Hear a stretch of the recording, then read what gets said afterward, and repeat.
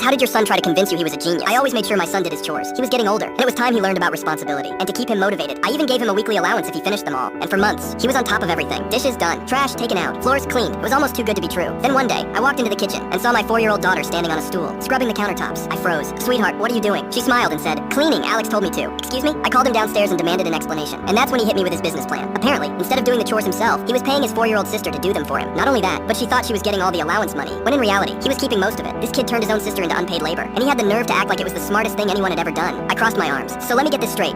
You're outsourcing your chores and underpaying your own sister. He nodded. It's called business. Dad, I took a deep breath and stared at him. This kid was running a whole underground operation in my own house. And the worst part, it was working. I sighed. I couldn't even be mad. I walked over, patted him on the shoulder, and said, yeah, you're gonna be rich one day. Then I turned to his sister and said, you're getting a raise. I've never seen someone panic so fast. His jaw dropped. Wait, what? I smiled. In fact, from now on, I'm paying her directly. He shot up from his chair. No, you can't do that. I shrugged. I don't know. Son, it's just business. He hated me for a week, but hey, at least he learned how harsh business can be.